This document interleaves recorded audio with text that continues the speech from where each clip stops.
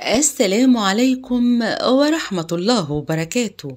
حبايبي، أحلى متابعين في الدنيا، عيد الأم على الأبواب. كل عام وكل الأمهات طيبين وبخير. مين فينا مش عايز يجيب هدية؟ بس زي ما انتوا عارفين الميزانية. علشان كده النهاردة عملت لكم فكرة يا رب تعجبكم.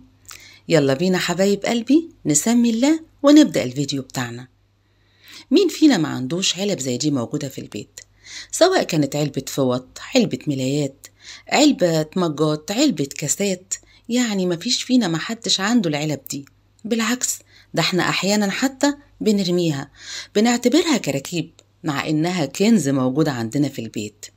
واللي ما عندوش العلب دي سهل جدا انه يستعين بوكس الهدايا زي ما هتشوفوا معايا كده دلوقتي.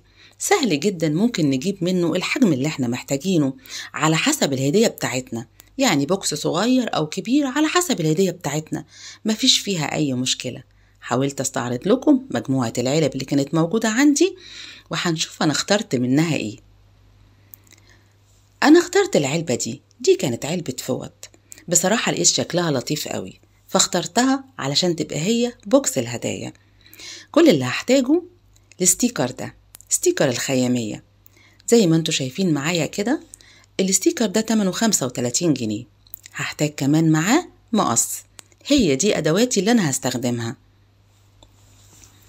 هبتدي اجيب الستيكر بتاعي وهبتدي اقصقصه كده لشرايط. لقيتها اسهل طريقة ان انا اغلف بيها البوكس بتاعي. ما كانش ينفع اغلف كده البوكس بالستيكر كله، كان لازم اقطعه زي ما انتوا شايفين كده، اقصقصه بالمقص لشرايط والزقها على حدة. بصراحة كانت طريقة سهلة وبسيطة، ما خدتش مني لا وقت ولا مجهود.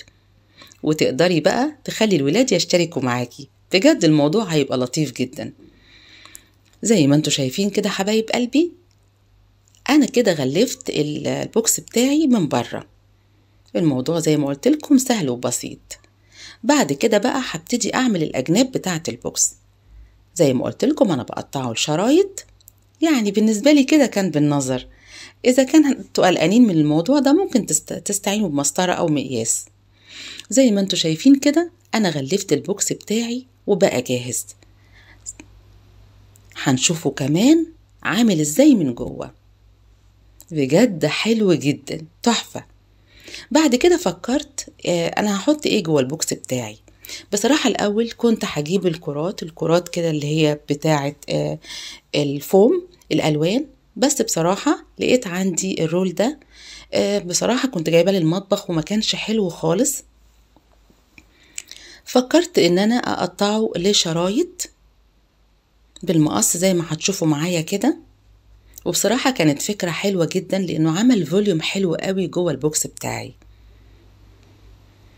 هبتدي بقى افرشه كده في البوكس بطريقة سهلة وبسيطة. بصراحة اللون حلو قوي، وبصراحة عمل زي ما قلت لكم فوليوم حلو قوي جوه البوكس بتاعي. دلوقتي بقى هنيجي للخطوة دي، الخطوة اللي هنجهز فيها البوكس بتاعنا. دي هترجع لنا. تقدروا بقى تحطوا جوه البوكس زي ما انا حاطة كده مصحف، فانوس، مج.